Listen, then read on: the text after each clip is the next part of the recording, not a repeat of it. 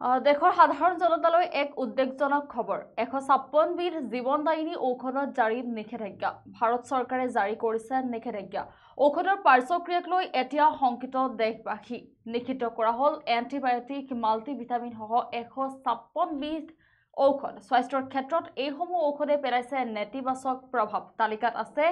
bacteria নাশক পানী লগা জ্বৰ এলাৰ্জিৰ ঔষধ আৰু দেশৰ সাধাৰণ জনতালৈ এক উদ্বেগজনক খবৰ 156 বিধ জীৱনদায়িনী ঔষধত জাৰি নিষেধাজ্ঞা ভাৰত চৰকাৰে জাৰি কৰিছে নিষেধাজ্ঞা ঔষধৰ পাৰ্শ্বক্ৰিয়াক লৈ এতিয়া শংকিত দেশবাসী নিষিদ্ধ কৰা হ'ল এন্টিবায়োটিক মাল্টিভিটামিন সহ 156 বিধ ঔষধ স্বাস্থ্যৰ ক্ষেত্ৰত এইসমূহ ঔষধে পেলাইছে নেতিবাচক প্ৰভাৱ তালিকাত আছে বেক্টেৰিয়া নাশক পানী লগা জ্বৰ এলাৰ্জিৰ ঔষধ উক্ত বিষয়টোৰ সন্দৰ্ভত পৰীক্ষা কৰাৰ পিছতে লোৱা হৈছে সিদ্ধান্ত আৰু যেহেতুকে গেজেট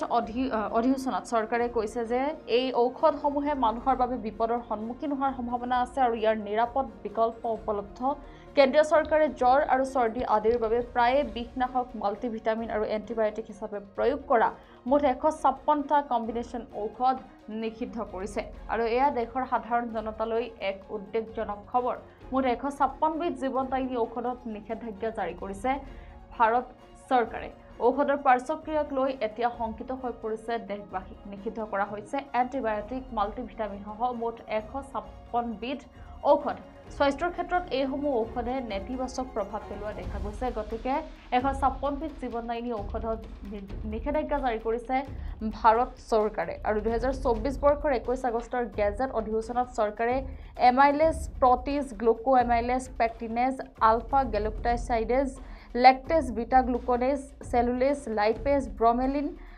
ইত্যাদি আসলতে মানুহৰ বাবে বিপদৰ সৈতে জড়িত হোৱাৰ সম্ভাৱনা আছে গতিকে উক্ত ঔষধসমূহৰ নিৰাপদ বিকল্প উপলব্ধ আৰু এটা বৰিত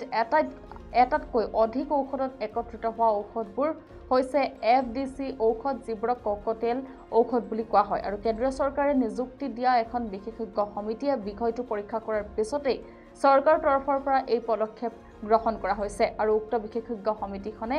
এফডিসিৰ প্ৰশাসনক অযুক্তিকৰ বুলি গণ্য কৰিছে আৰু যেহেতুকে কেন্দ্ৰীয় চৰকাৰে জ্বৰ আৰু চৰ্দি আদিৰ বাবে প্ৰায় যি বিষনাশক বা মাল্টিভিটামিন আৰু এন্টিবায়োটিক হিচাপে যিসমূহ আচলতে ঔষধ ব্যৱহাৰ কৰে এই ঔষধৰ মুঠ 156টা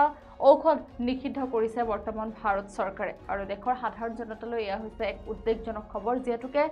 ভাৰত চৰকাৰে নিষিদ্ধ কৰিছে 156 বিধ জীৱনদায়িনী ঔষধ নিষিদ্ধ কৰা হৈছে এন্টিবায়োটিক মাল্টিভিটামিন সহ মুঠ 156 বিধ ঔষধ স্বাস্থ্যৰ ক্ষেত্ৰত এইসমূহ ঔষধে পেলাইছে নেতিবাচক প্ৰভাৱ যাৰ বাবে ভাৰত চৰকাৰে নিষেধাজ্ঞা জাৰি কৰিছে 156 বিধ জীৱনদায়িনী ঔষধত আৰু তালিকাত অন্তৰ্ভুক্ত হৈছে বেক্টেৰিয়া নাশক পানী লগা জ্বৰ আৰু এলাৰ্জিৰ ঔষধ উক্ত বিষয়টোৰ সন্দৰ্ভত পৰীক্ষা কৰাৰ পাছতে এই সিদ্ধান্ত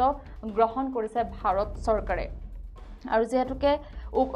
প্ৰতিটো নিষিদ্ধ ঔষধৰ তালিকাত চুলিৰ চিকিৎসাৰ বাবে ব্যৱহাৰ কৰা ঔষধ এন্টি পেৰাসাইট ছালৰ যত্ন আৰু এন্টি এলাৰ্জিক আদিও অন্তৰ্ভুক্ত হৈছে আৰু যেহেতুকে পৰ্যালোচনাৰ ভিত্তিত আসলতে 34টা মাল্টিভিটামিনৰ মূল্যায়ন চলি আছে আৰু তেওঁলোকে উল্লেখ কৰিছে যে নতুন নিয়মৰ অধীনত ৰাজ্যসমূহে ঔষধৰ সংমিশ্ৰণত অনুমোদন দিব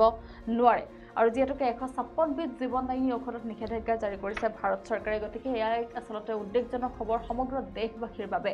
ঔষধৰ পাৰ্শ্বক্ৰিয়াক লৈ বৰ্তমান দেশবাসী শংকিত হৈ পৰিছে এন্টিবায়োটিক মাল্টিভিটামিন সহ মুঠ 156 বিধ ঔষধ কৰা হৈছে নিষিদ্ধ স্বাস্থ্যৰ ক্ষেত্ৰত এইসমূহ ঔষধে নেতিবাচক প্ৰভাৱ পেলোৱা দেখাৰ বাবে ভাৰত চৰকাৰে 156 বিধ জীৱনদায়িনী ঔষধ নিষেধাজ্ঞা জাৰি কৰিছে আৰু তালিকাত অন্তৰ্ভুক্ত হৈছে বেক্টেৰিয়া নাশক পানী লগা জ্বৰ আৰু এলাৰ্জিৰ ঔষধ আৰু সমগ্ৰ বিষয়টোৰ সন্দৰ্ভত পৰীক্ষা কৰাৰ পাছতেই ভাৰত চৰকাৰে এই সিদ্ধান্ত গ্ৰহণ কৰিছে